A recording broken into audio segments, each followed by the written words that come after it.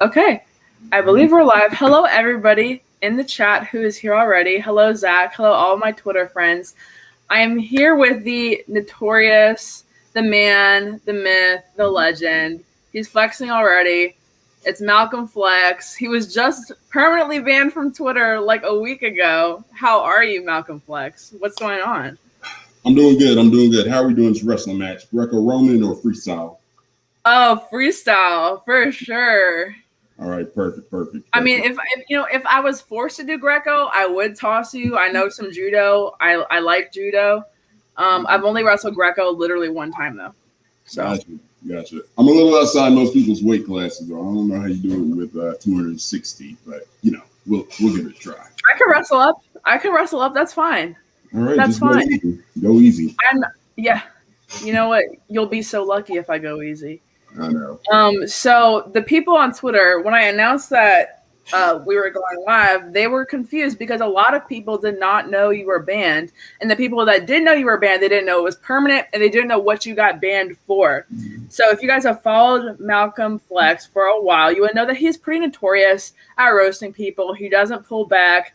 He'll kill anyone that comes for him. Like, even if you just say like the slight disagreement, he will like roast you, your dead mom, your grandma, your baby. He'll call you every single name in the book, which I love. I love it. Twitter is not even entertaining anymore. But what was the specific post again? What actually got you permanently banned? Oh man, it was funny because this old lady with sour milkers, basically, I'm pretty sure they were fake, but she showed them off all the time. She came at me, insinuating that I didn't understand the First Amendment, that I didn't know. So, God, I wish I had a tweet, but all I said was, "Hey, this isn't your area of expertise. Come back when we hold the session on." That is not what you said, sir. That's not why you got banned. Do you really want to get this nuked as well? They will nuke you by association. Okay, bleep whatever you have to. Just generally tell the audience what you said because I already know what it was. I saw the post live. I saw it live as it was happening. But for everybody who didn't see it. Okay. So it was pretty much, this is in your area of expertise. Come back when we talk about menopause, crow's feet, and bras that conceal full egg on a nail boob saggage. And that was it. Anybody with eyes could see that, but apparently. Yeah. So just a little description for the people that missed it. This was like a middle-aged white liberal woman who was just talking random shit. And his replies, I forgot what she even said, but the response was well deserved in my opinion. But she had like a decent following. I think she had like a few thousand followers, and so she sicked all her like other middle-aged white liberal women fans on him. Call them simps. And Jesus Christ, she was middle-aged. Like, that woman was literally maybe 1 year away from getting a discount special at Golden Corral. So okay, that's weird. He cannot be stopped. We got Future J in the building. Flex is in the building. Yes, he is. Woo! The hateocracy. Throw the symbol. Jack Dorsey is a fucking asshole. I agree. Yeah. Were you ever banned before? Were you ever locked out of your account before? Or was that like the first and final straw? Oh, well, I'm glad that you asked. There was actually one time where we got suspended because white liberals, mind you, thought that... It's always them. It's always them. It always starts with white liberals. We haven't found a way to quarantine the species, but we're working as hard as we can. But anyways, white liberals actually thought that Patriot J and I were bots. And it's funny because we were making fun of I remember that. I remember that. Y'all posted that copy pasta. It was literally a meme. It was a copy paste meme that was like, hello, I'm your stereotypical black conservative. Follow and like my page. And like Patriot J posted that shit. Flex posted that shit. All like the big like coon accounts posted that shit and they all got fucking banned. The left cannot meme at all. And it was funny. What's his name? Simmons from NBC. Like, he was the one, he wrote a whole dang article, and I'm like, bro, what? Yes, he wrote a whole article about us. And we are immortalized. So again, if that is like kind of iconic though. Like, that's kind of legendary. Oh, it is. You trolled your way up there. Yeah, man. That's the that actually started the hateocracy, which I've already revealed on Ron Coleman's podcast, Coleman Nation. Go check it out if you get a chance. Not during this one though. Again. We want you live in here. I saw that you had a podcast, but on the YouTube channel, like you didn't upload for a while, so I didn't know if you wanted me to put it in the description. But I'll put it in the description. Well, yeah, let's do it because I mean, we're working on bringing a couple of things live. Of course, we got to find a way to beat the censorship, which is tonight's topic, is it not? Yeah. Okay. So Ed said came here from Pasobic's Twitter post. Thank you. Shout out Jack Pasobic. Shout out OAN. We love OAN. We love Jack Pasobic on this channel. And it's now too. So he's doing big things. Oh yeah, he's not at OAN anymore, right? No, he's actually moved to Human Events, and that's actually a funny story because I got censored a few days after I went on OAN talking about the Great Reset with Kara McKinley on Tipping Point. Check her out at I don't know when it is. I like her. I like Tipping Point. I miss when Liz Wheeler was on there though too, because I really loved Liz Wheeler. Darn. Anyways, Glenn said like 80% of Depends customer base reported Malcolm that night. Yeah, it was a bunch of niggas in line at Golden Corral. That was it. That was it. That's why I just said 80%. Okay.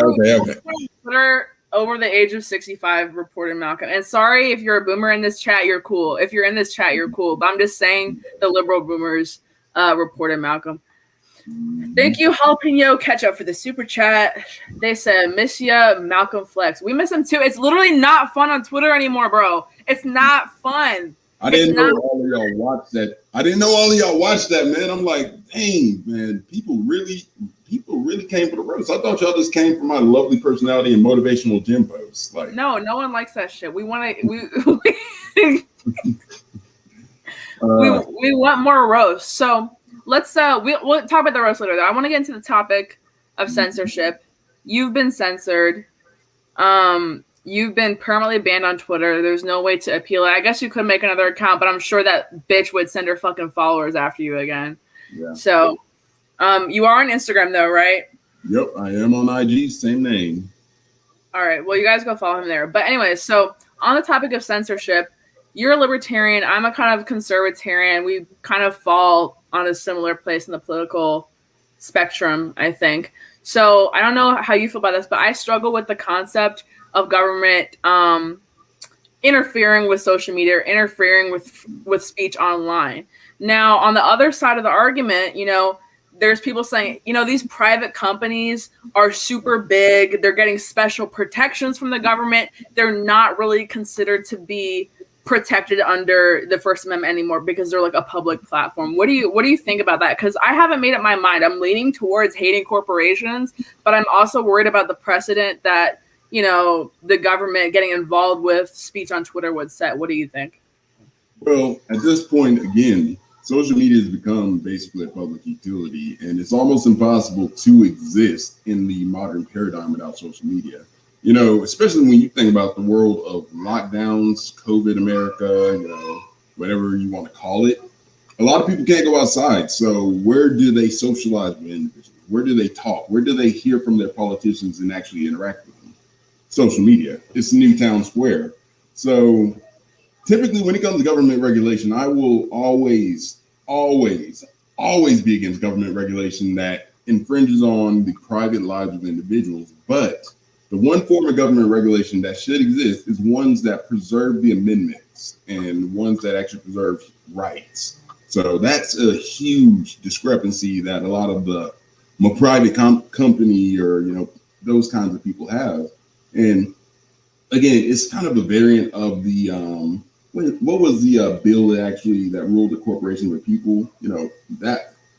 That's kind of a little bit of a variant of what we're experiencing is that people have begun to become unable to delineate corporations, massive multinational corporations from just individual businesses. And so they shield for these corporations, which are basically being contracted out by the government to take your rights to essentially enact authoritarianism, which by any other means, let's just call a spade, fascism. And, they're being contracted out to basically enact fascism, and people are still defending them. And I think that's big L libertarians. I really think that they're probably the worst offenders because a lot of conservatives have actually turned around. And again, it took Trump to do so. That's one thing I will always talk about is that Trump was the massive awakening for conservatives that told them that, hey, not all these corporations out here are friends. We need to, dump the old Rhino Con policy platform that, corporations are amazing. We should always help corporations.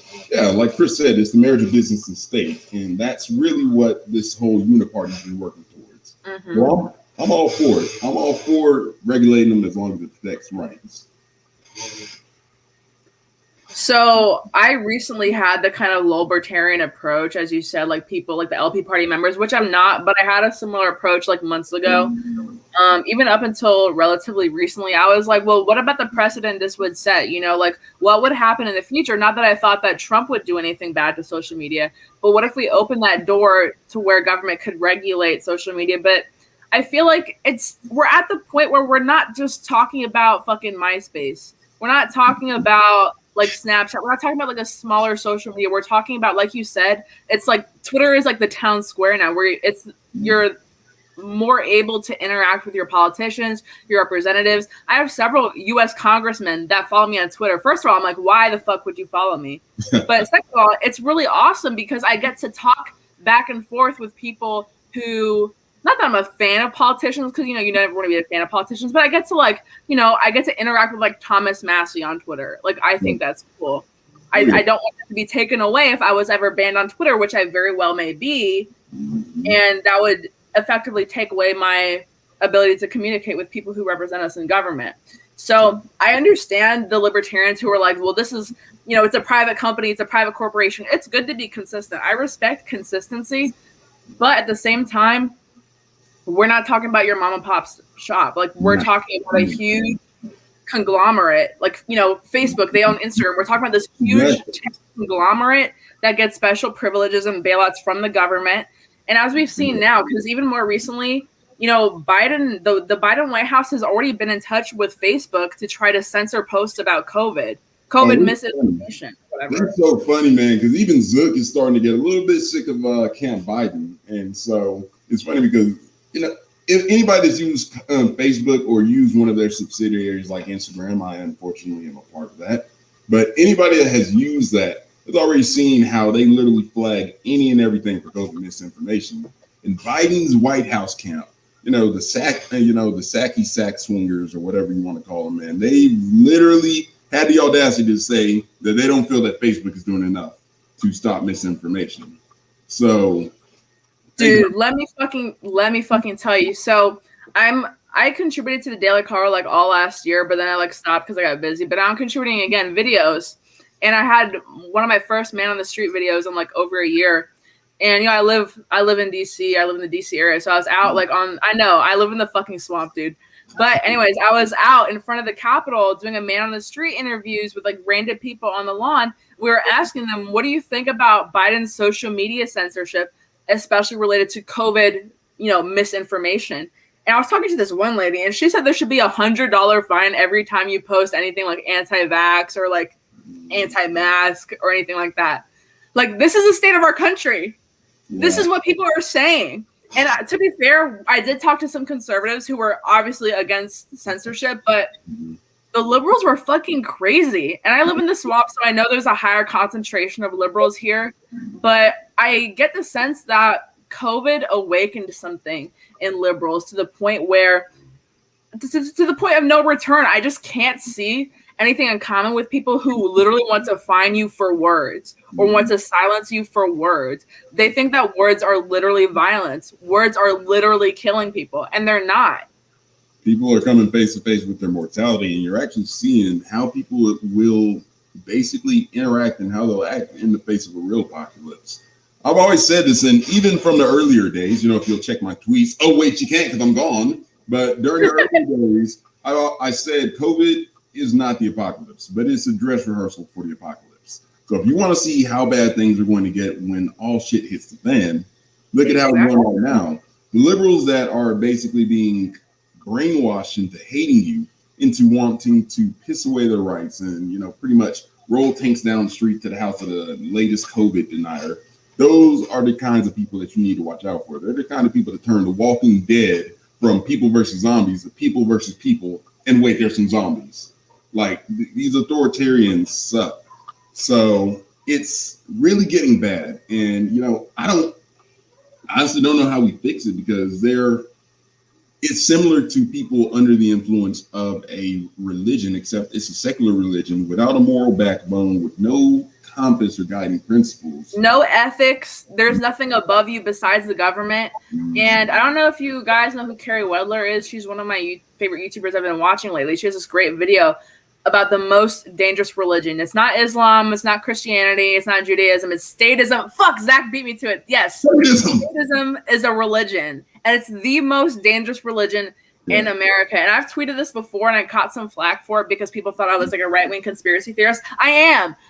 What do you want me to say? But anyways, I tweeted this. I said, if you let the government take control or take advantage of you or control you in an emergency, they will create an emergency to take control. Exactly. Because I don't want to be insensitive.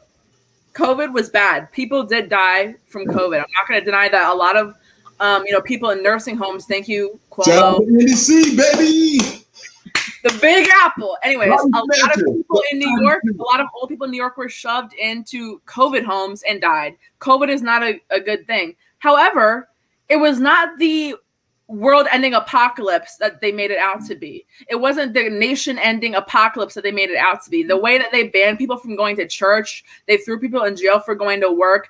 This is not what that was never required. That was never required. So because people allowed them to hype the fuck out of it, and people allowed them to throw people in jail, to hand them a couple measly checks for like $1,200 and say, "Oh, take care of your kids." That's it. And people let that shit happen. It'll happen again, and it's going to be worse. Like you said, this is not the apocalypse. It's leading up to the apocalypse. Yeah, it's going to happen. It is a big one. And here's the thing, man. They literally, I'm sorry, I want to cuss here, but I'm going to. You can cuss. I don't care.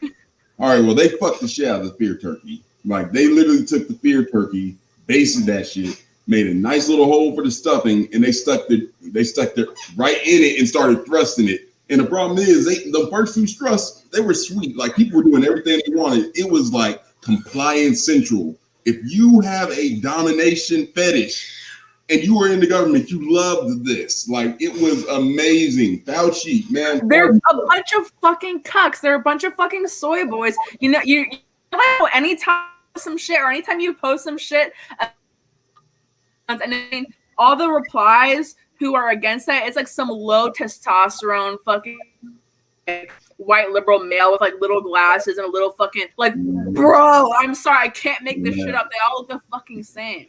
You can tell. Man. They are. Look, it's a duplicating line of genes for basically impotent testosterone production, and that's something that you can use it. I don't mind it. That's my gift to you for allowing me to be here. But yeah, these people, you're seeing the cowards at work, and that's actually that's indicative of our generation. Millennials, younger Gen Xers. A lot of us are cowards that have never been exposed to adversity in any serious capacity. What it's done is, the minute that you get exposed to your mortality, let's say COVID was a flesh-eating dangerous virus that had, let's say, a 30% survival rate, it would be 1,000 times worse. But these people believed it in their heads because, again, fear-mongering. Go back to the Project Veritas leaks on where they revealed what CNN was doing, where they constantly put the death counter there. Look at your local and look at the latest MSNBC tweets. They're still doing it. Or what are they? It's that trash leftist variant of corporate media, but they're still doing it. They're still making people afraid. That's what it's all about. And the problem is now the fear's running out. So what do? We got a variant, man. Like Delta variant, XYZ variant, the white supremacy variant. I made jokes about this. I was like, man, hey, look, I've already pre-ordered that COVID 20, but I'm thinking about pre-ordering the COVID 20 Pro. I don't know about y'all. Now we got COVID. People are saying you now need a booster shot every month. You need several booster shots a year, depending on the variant you get. I'm not doing that shit. Sorry, I don't want to talk too much about the jab on here because that'll seriously get my channel canned. But I'm not doing that shit. All right. It's okay. For me, it's one of the situations where people have got to come to terms with the fact that COVID has become endemic. And it's a situation where it's going to be as common as, and I hate to say this because I was against these people, the flu is going to be literally be your latest iteration of the flu. So that's the big issue is that, again, RNA viruses like COVID mutate all the time, especially COVID. And really COVID doesn't even mutate as much as most RNA viruses. COVID is actually a negative sense virus, but it's only got about 30,000 base pairs, and the mutation occurs once every 10,000 to about 20,000 base pairs of COVID, compared to probably once every 1,000 in, let's say, a flu virus. And then the chance of you actually spreading a variant or one of these mutated strains, which you've got several millions of mutated versions of COVID within your body, but the chance of you spreading that to an individual is already very low. Then you got to hope that it doesn't develop a mutation that ends up killing it, because most viruses have lethal mutations that actually end their genetic line. And then that mutation has to be a meaningful mutation, which normally mutations, just because of the way that that process is I described, it makes them more readily able to be spread, which makes them less deadly. So it's sort of like, if you ever look at too much facts. You're speaking too many facts. Like, this is literally gonna get taken down. You're not allowed to say that, dude. Like, seriously, on Facebook, if you literally say accurate statistics, or if you post a Project Veritas video, or if you post anything that proves that the death numbers were inflated, or that deaths that were not COVID deaths were being counted as COVID deaths, you'll get that shit taken down. And the Biden administration, the White House, literally Jen Psaki the other day already claimed that the White House has been in touch with Facebook, that they will be monitoring posts, that they will be flagging and blocking certain posts about COVID that they consider misinformation. Well, of course, they believe everything that Fauci says. So unless you're saying that you should be wearing 6 masks and everybody over the age of 3 months should be wearing 6 masks and get a fucking booster shot every month, then you're going to get fucking banned. So I'm honestly at a loss of what we can do to combat censorship, because people are always saying, build your own platform, build your own platform. But as we've seen, Parler got banned from the App Store, I think, right? Oh, record timing, actually. It happened so quickly, bro. I was like, you know what? Maybe I'll make a Parler. Then, oh, wait, it's gone. I have a Parler. I haven't posted on it in like a year, though. And I saw you have a Gab. I linked your Gab in the description and your Instagram. MVP, I feel you. And I'm trying to be better about Gab, admittedly. It's just, being off of Twitter has given me so much more time to focus on things that matter. And I understand that's probably a little selfish of me, because people do miss the informative posts. They miss the motivations. And of course the roasts. But that's what we're here for. Come on now. That's what anybody's here for, man. Just boil it down, distill them roasts, and insert it straight to the mains. But it's really one of those things where I'm okay with being banned off of Twitter, just as long as we can find a way to use this to make some good come of it. Because I was banned on a post where I was actually talking about how Nick Fuentes has a right to be on these platforms. Getter, and by the way, Slade, Getter has some issues, and since my Twitter account was banned, I actually can't even reserve my old account, or my account name. So Malcolm Flex 48, I can't even use that. Okay, so how does Getter work? You transfer your followers over from Twitter to Getter, or what? It's got a weird link with Twitter, from what I understand. It allows you to basically import certain segments of your data from Twitter. I don't know if I trust that. I don't. Okay, so controversial take, but Dave Ribboy actually, he's told me, and plenty of others, let's sort of steer clear of Getter, just because, again, it's brought to life by some shady funding mechanisms. Wait, Dave told you to not go to Getter? Yeah. He actually retweeted my post that I said you were going to be on tonight. I actually like him, so. Yeah, Dave is the OG, bro. Like, a lot of people have got to, follow Dave, get on with him, because, man, political strategy is that, man. Like, he lives and breathes that stuff, along with, weights and also jazz music. So political strategy is his thing. And, oh, man. So, anyways, again, a lot of the issues that we're dealing with are censorship. And censorship is it's been taboo, but for some reason, COVID's awakened something in people, which has made them okay with censorship. And the problem that I have with conservatives is, again, fighting against censorship, you have to market it properly. Conservatives don't market anything properly. Man, conservatives can tell you a bottle of water on a 90-degree day in Alabama with about 50% humidity. That's how bad we are at marketing things, and we hide behind our principles. But the problem is, again, liberals market censorship as, oh, we're protecting the people. This is for your own good. We care about you. We love you guys. So we want to censor you. Just put the mask on that, again, I can't say what I really think about that because I'm not trying to get y'all censored. But again, put the mask on.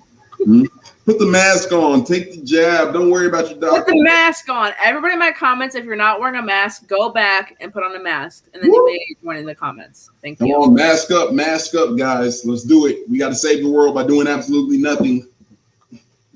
But, I'm sorry. Did I just let the mask slip? Nah, it's cool. Honestly, if it gets taken down, it gets taken down. The right people are in this chat. The right people are watching this right now. Okay. But the way I like your point, conservatives don't know how to market shit, and they especially don't know how to market anything related to censorship because they'll act like it's a conservative-only issue. They will say that only conservatives are being censored and that leftists can say whatever they want. No. To a degree, it is a right-wing oriented problem at the moment, but it won't stay that way. Because obviously, when you ban Nick Fuentes, who clearly I don't fucking like the guy, but if you ban Nick Fuentes, then the new far right is Trump. And then you ban Trump off everything, which he already is banned, but if he wasn't president, he would still be here. But if you ban Trump, then that's the new far right. Then the new far right is like fucking Mitch McConnell. Then you ban Mitch McConnell, then the new far right is fucking Joe Biden. Then you ban Joe Biden, then the new far right is fucking, AOC. So it just keeps shrinking and shrinking and shrinking. Yeah. It's going to eat everybody. It may be starting with the far right, but it's going to come to us. Because after Fuentes gets banned, and if I sit here and cheer, yeah, he should be silent, he should be banned, he should be thrown in jail, that shit's going to happen to me. Guess who's on the menu? It's, again, eat the rich, and there's always somebody poorer than you. So guess what? You're rich now. And that's, it's Leninist play. It's a Leninist strategy. I remember Jesse Kelly talked about something that was very interesting, and I actually chimed in. Vladimir Lenin wanted revolutions nonstop. He always wanted the last group of revolutionaries to become the new top dogs and then have a new revolution below them to continually depose and create instability in these power vacuums that actually divided people. That's exactly what's happening with censorship. The more that you ban these far right people, you shift the Overton window just enough to where you shift the crosshair on the next moderate, pretty much the next most moderate person. So what ends up happening, like, hey, I see that the Taco Bell is nice. Hope you got the blast, baby. Blast, there we go. Motherfucking blast. Yeah, I know. Peak athleticism right there. But you shift, you pretty much shift the Overton window and you shift the crosshair to the next most moderate person until eventually your extremist is a milquetoast person. Just pretty much a milquetoast person that is, their opinions aren't even in the least polarizing. That was probably me, to be honest. But again, getting put your on opinions, like your roast. Okay, your roasts are crazy. Your roasts are crazy. Your opinions are not far right in any sense of the term. And neither was Trump's. If we're being honest, Trump is a pretty moderate populist guy. He's not a fringe like anarchist. He's not a white nationalist, despite what the media said about him. He was certainly not a white supremacist of any kind. But because he said, a couple choice words that got taken out of context, and because people seem to think that he genuinely wants to overthrow the government because some certain people of certain groups decided to take a little tour, an unscheduled tour of the Capitol. Bro, he had horns on. Do you not understand how dangerous that dude was? He was a shaman. That man knew light magic, bro. Like, Pelosi was in danger. These people had no guns, but they had a magician with Viking horns. Yeah. Okay. Let me take the tongue out of my cheek there. But yeah, Trump was literally last paradigm's. He was last paradigm's Democrat. if we're being honest. The Overton window always shifts. He was not super conservative. And, I voted for him in 2020. It was my first time ever voting, ever, because I'm a baby. But I voted for him in 2020. And would I vote for him again? I'm not even sure, because I feel like I don't know if I'm more far right than him, but I'm a little bit more extreme than him in terms of things like liberty. I don't know. I feel like at the end he did disappoint me a little bit. And so when I saw he got banned, I was like, oh shit, I'm gonna get banned because I'm more of an extremist than Donald Trump. So where does that leave me? Well, libertarians will definitely get the wall. It's just, again, do you guys get the wall a little bit quicker than the Reuters and the conservative, pretty much the conservative Zoomers, or do you get the wall before? The only way to be on the right and not get the wall is to be a neocon. That's it. Because no offense to anybody, they'll let Ben Shapiro talk all he wants. They're not going to ban Ben Shapiro.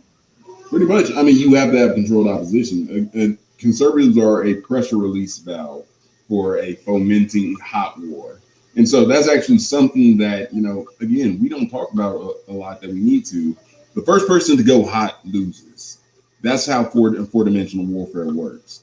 You destabilize, you subvert, you end up infiltrating your opponent's movements, and you force them to make an error. So again, January 6th was basically a situation where we got close to seeing a glimpse of what it would be like if conservatives actually went hot. If things went kinetic, we went all FUBAR. And let me tell you, that scared and excited. It scared and excited a lot of the establishment.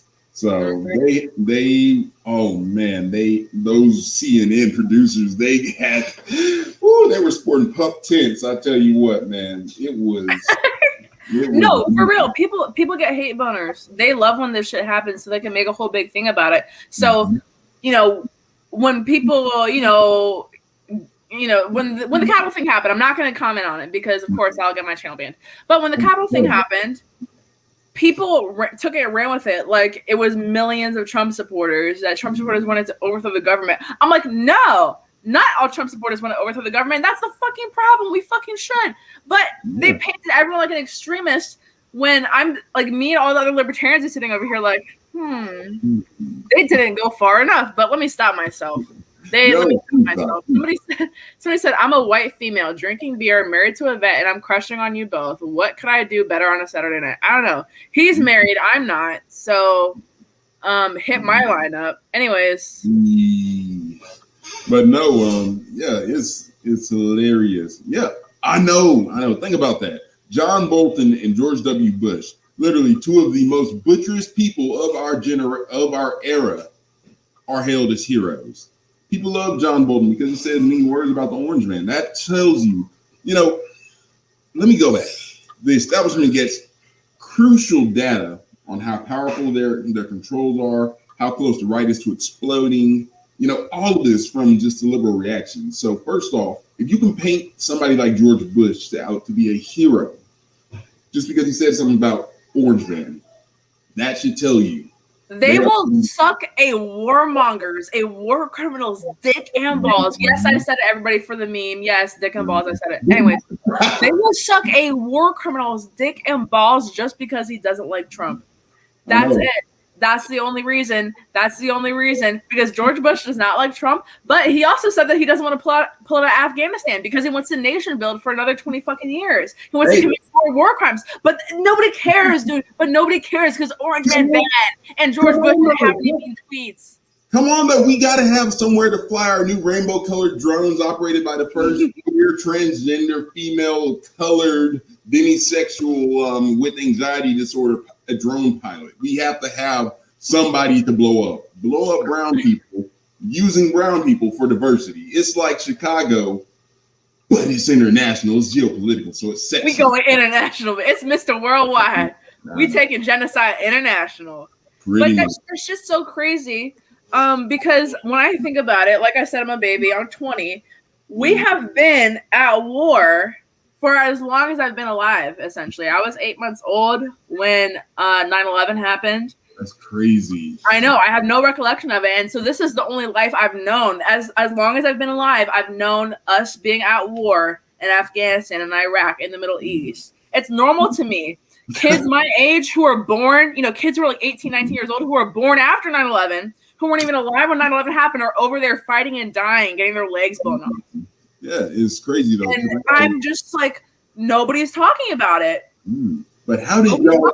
Biden keeps pushing back the date to pull out, but we're diverse. But we're diverse. Oh yeah, we are definitely we're definitely sticking in there. But I got to figure out is how did so many people your generation growing up in a situation where again the government is corrupt, the facade is falling off. How did so many become authoritarian like shills? Like I don't get this. Because we grew up after the Patriot Act. We grew up after the military-industrial complex. We grew up after, even smaller things like caused by 9/11 besides the Patriot Act. We grew up after, like, the invention of TSA, the Department of Homeland Security. These things did not exist before 9/11. TSA did not exist before 9/11. These entire government departments dedicated to security and authoritarianism did not exist before 9/11. Now, can anyone tell me how many terrorist attacks has TSA stopped? How many? How many? Now be nice. They're trying. Yeah, they take my shampoo every time I try to fucking fly. Come on now. Okay, I understand why the LGBTQ movement's taking off. When you got to get your balls groped every single time you just want to take a simple flight. I kind of understand it now. So you have answered something. The TSA, it all goes back to the Fed boys at TSA. But it's interesting. See how used to it. I'm one of the few people in my generation that notices that something's a little bit off. That notices that I've been raised in an authoritarian state, and people older than me will realize that. And some of the millennials who are young adults and kids when this happened, they don't seem to care. And it really pisses me off. Like, are you a millennial, right? Yeah, I'm a. So what do people in your generation think?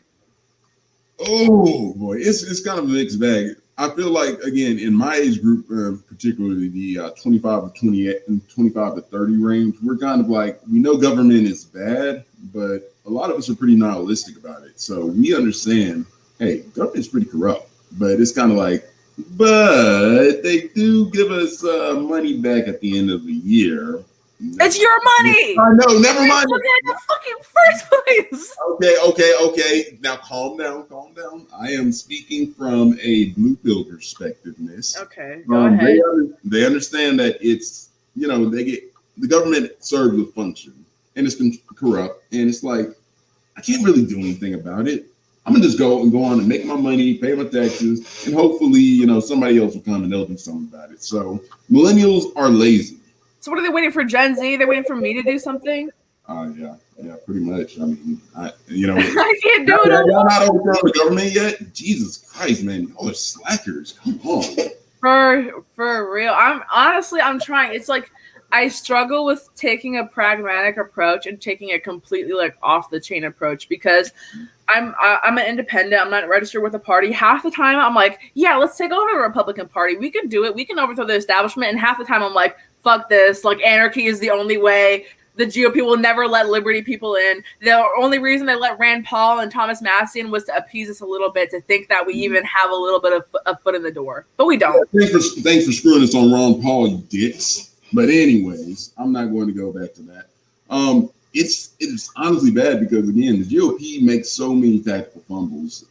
It's a situation where they give a lot of positions to these interns that happen to be the children of, let's say, business owners, corporate buddies, large CEOs and connections. They give positions to interns that have absolutely no relatability.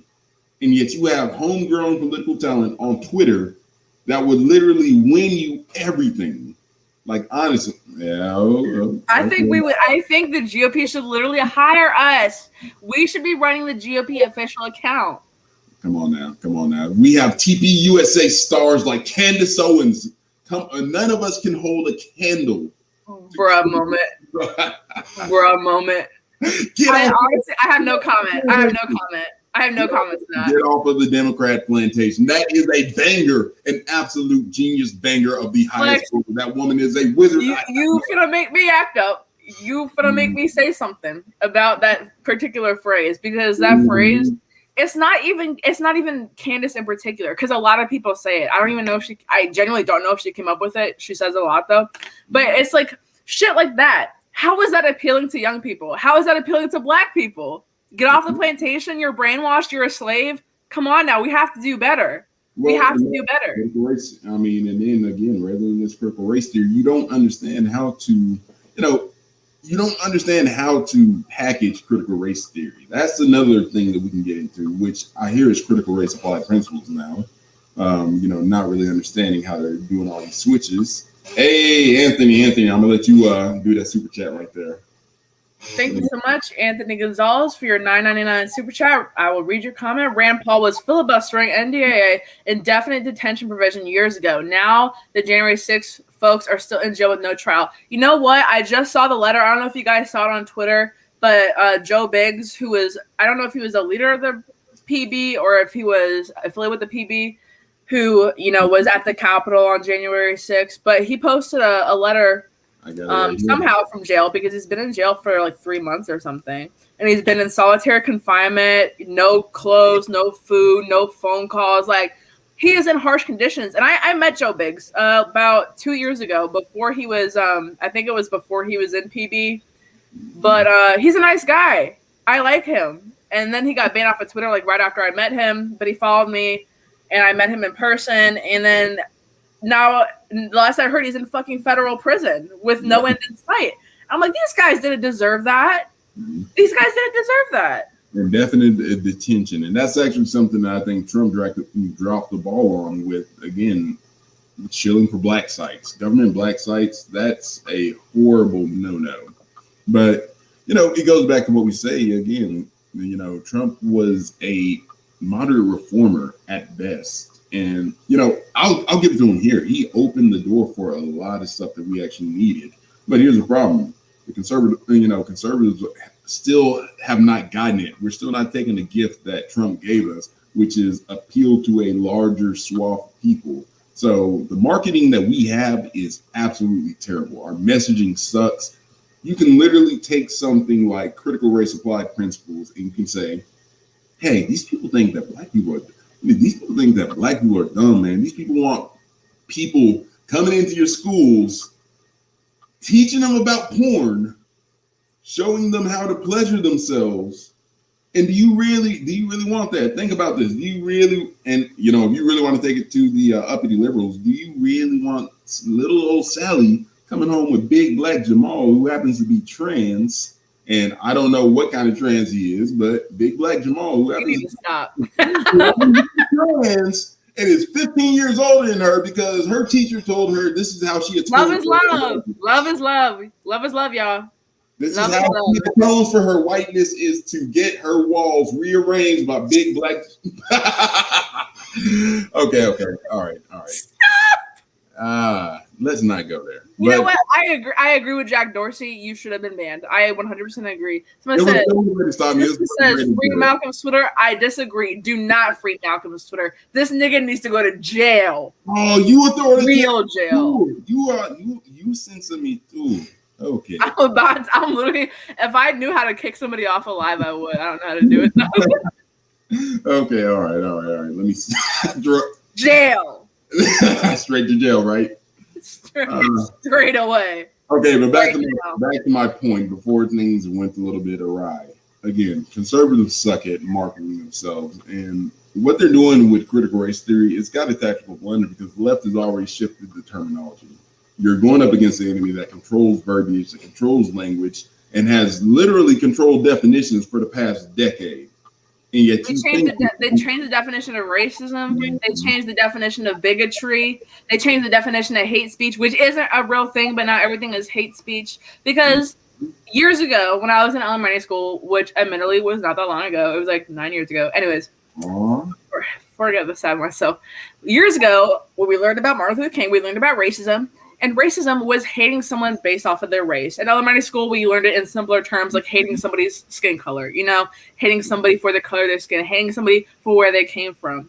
Now, it's about power structure and systems of racism, and white people are all racist. To be anti-racist, you have to believe that white people are all racist. and black people cannot be racist. I'm like, this is not what I learned. But now this is what they're teaching in school.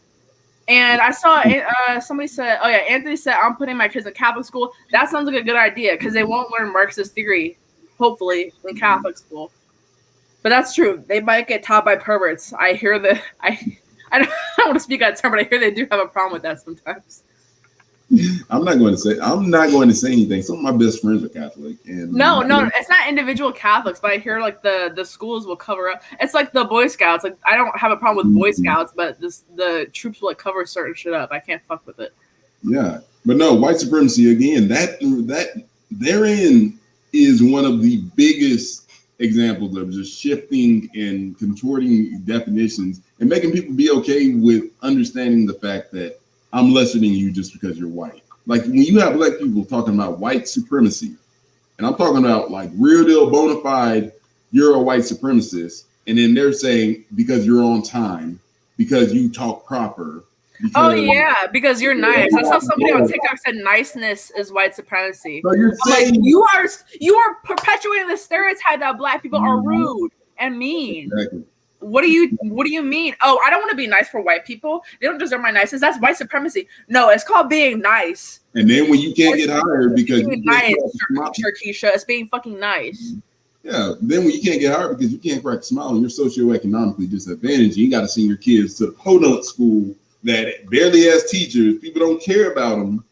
You're perpetuating white supremacy because you are putting up substandard children against well-equipped and well-prepared white children from well-to-do neighborhoods, thereby automatically putting your children off on a lower level. So again, you're going to have people like me that rise to the top because again, we scoot a little bit higher when it comes to IQ. I'm okay saying that, I'm not a midwit, but you're going to have those of us. But the average black kid that needs a lot of help, that needs teachers that care and to work for them, won't have that because again, white supremacy, right? White supremacy. You can't get hired. You've been indoctrinated to believe that all the things you need to do to get ahead and make life better for your kids are racist. But Biden and the Democrats know this. They know that this is the result of teaching Marxist theory. They know that this is the result of creating a large welfare state and, telling people that everyone's out to get them. The government does not discriminate by race in the way that people think they do. I believe that there are policies and systems that are racist. I don't like when conservatives say that the Democrats started the KKK, the Democrats are the party of segregation, Planned Parenthood is racist, abortion is racist, but that doesn't equate to racism. Of course, that's racism, and of course, that's a system that is racist. Mm-hmm. However, I don't subscribe to the belief or fact that white supremacy is the biggest problem facing America. That is a Biden DNC talking point designed to keep us down. Yeah, but it's a situation where they want to state the problem, therefore they can sell government as a panacea to fix it. The problem is government will never fix white supremacy because, again, government is for broad swath solutions. Broad swath solutions can only be efficaciously, if I can use medical verbiage, applied when you're dealing with preserving human rights, which, again, right to speak, let's say right to own guns, things like that. That's where the government can step in and can help. What the government cannot do is to fix remedy socioeconomic problems unless it moves itself out of the way, because a lot of government restrictions that end up stopping black neighborhoods from being as good as white neighborhoods are a lot of your municipal business taxes, a lot of the policing practices where you leave, and then again, the roads, the libertarian thing, the roads are roads. My roads are bad in my black neighborhoods, man. I'm not about to sit up here and drive my car to this Publix down here or to this local mom and pop store down here that's got 5,000 potholes, nowhere to park because you ain't repainted the parking lines and you don't provide good, situations like that. And I'm not going to do that when I can go to the nice end of town, which, again, their governments actually take care of them. Their governments probably have lower business taxes. I can go there. And I can get better service, I can get better products. So it's a situation where government cannot fix white supremacy. Government needs to remove itself out the way and let everything sort. Government empowers the real white supremacists. I believe that there are real racists in government, and they're only empowered by the government. I forgot who said this. It was some libertarian, or maybe it was like Michael Malice or something. But somebody said that without government, racism is just a bad idea. You can't enforce it en masse on people. You can't segregate people. You can't over incarcerate people. You can't criminalize certain people based off their race unless you are in the government. So when people are talking about white supremacy, I'm like, yeah, the abortion industry, that's pretty white supremacist. It stems from eugenics. Yes, the war on drugs, that disproportionately affects black and minorities. That seems kind of white supremacist. But no, you can't talk about the government. You just have to talk about the KKK running around. When's the last time anyone's seen anyone from the KKK, bro? I haven't actually heard of it. Hey, look, I'm here in Alabama. We don't even honestly. I haven't seen a trace of the KKK here, and I go to places like Falla, Utah. So Charlottesville was like the huge, white supremacist rally. How many people were there? Like a few thousand out of the whole country. And half of them were federal informants. Fuck out of here. Billy Joel is really helping make your institutions racist, right?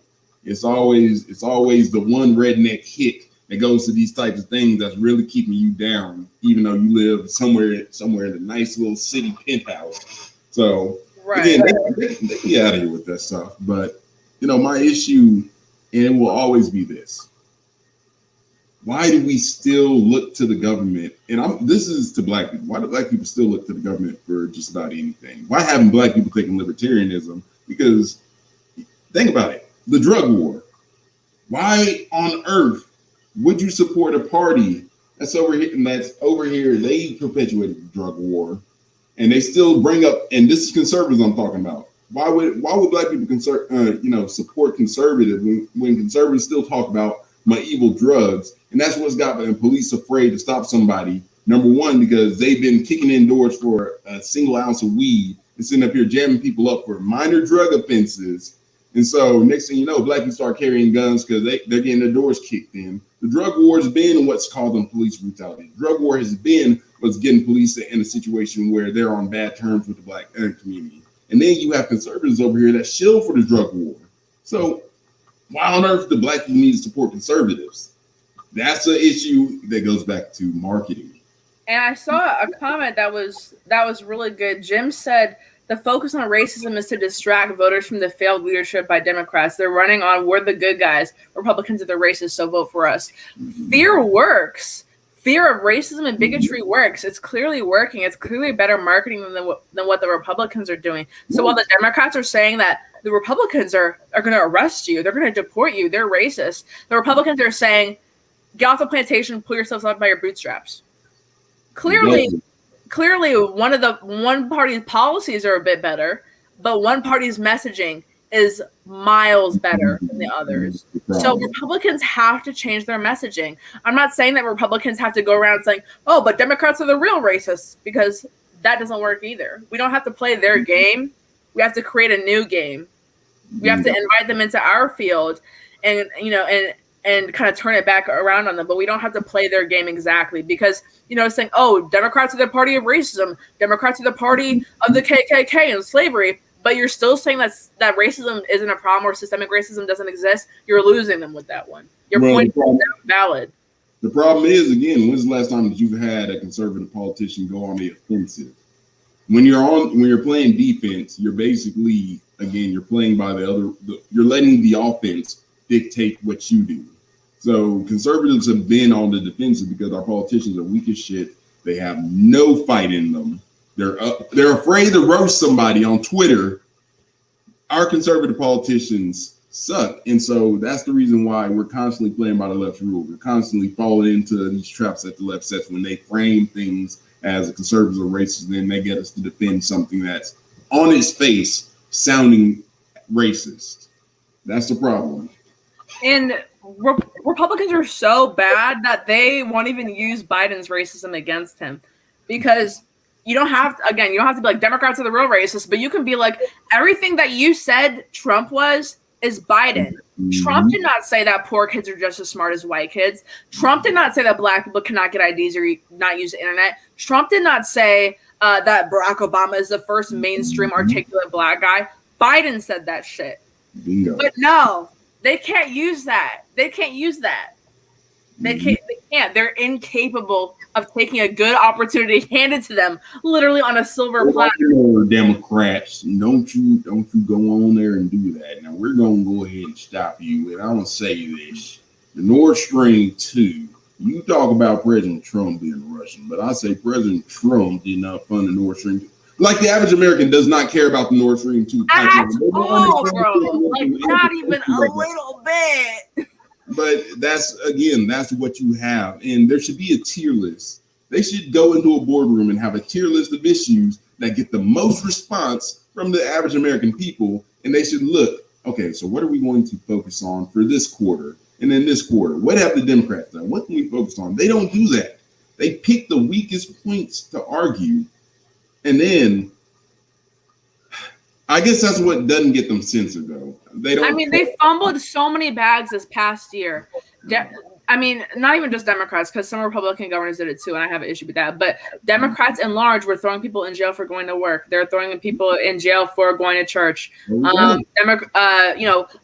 rioters and leftist rioters were burning businesses down. Mm-hmm. They handed us several issues on a silver platter, and we just didn't do anything with it. We said the Democrats are the real racists, and look at the Democrats rioting in the street. Look at them go. But we Republicans, we have principles. We don't do that. Like, why are we not being on the offense? Why are we not offensive at all? That's the problem. You said something right there. Again, black people love to go to church. Why are you not talking about?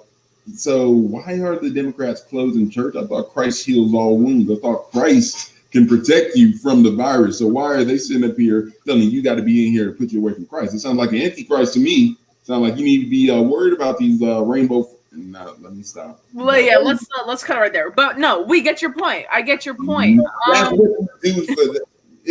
what you have to do, though. And it's like it's so simple to get the black vote on with conservatives, yet they literally don't do it. A lot of black Democrats are conservative or moderate.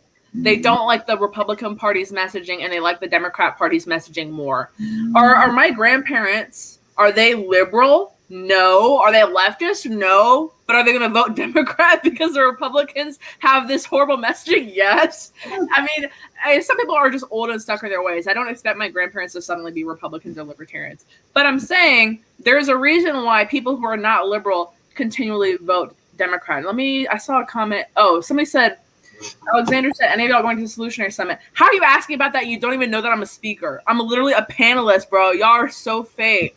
Yes, I will be at the Solutionary Summit. I'm getting flown the fuck out to Miami, bitch.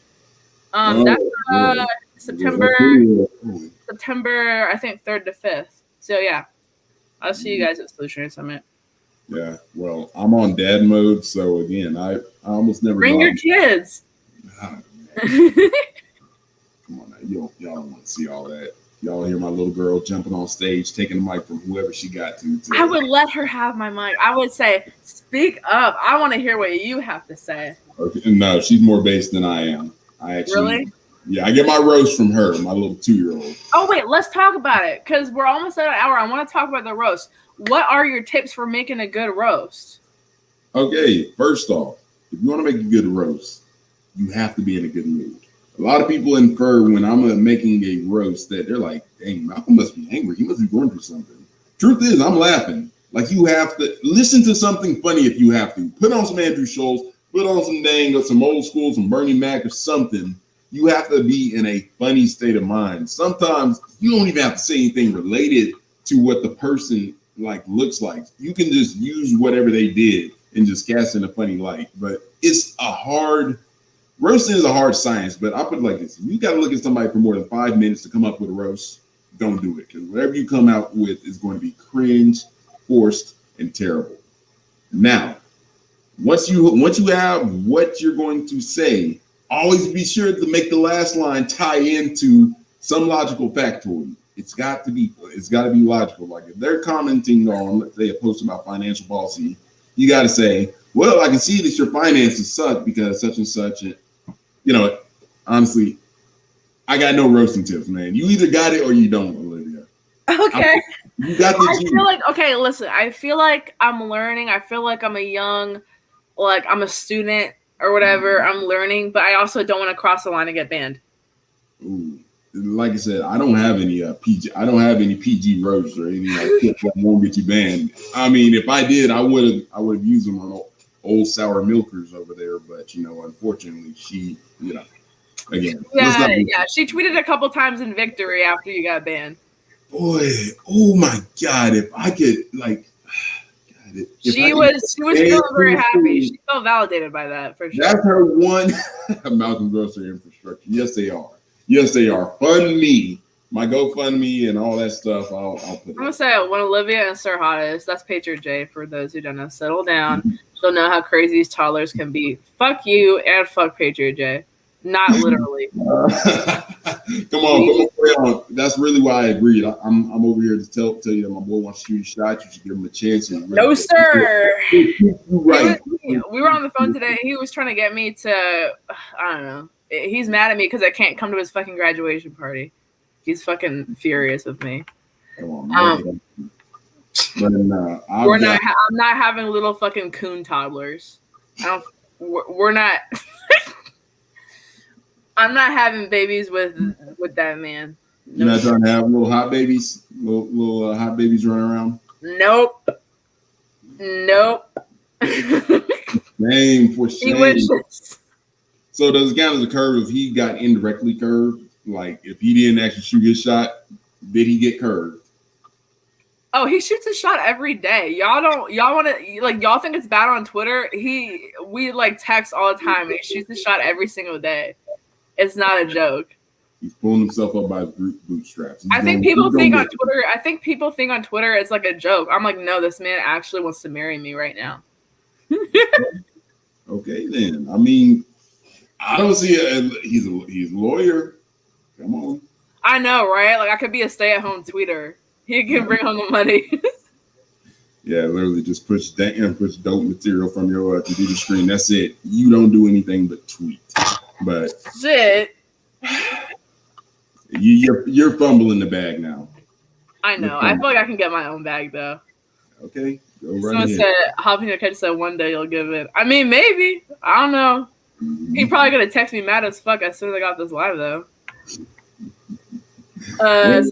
Thanks, Olivia. Good to hear you flex. I've missed a bloodshed on Twitter each morning, like Shakespeare meets Lawrence Taylor. LMAO.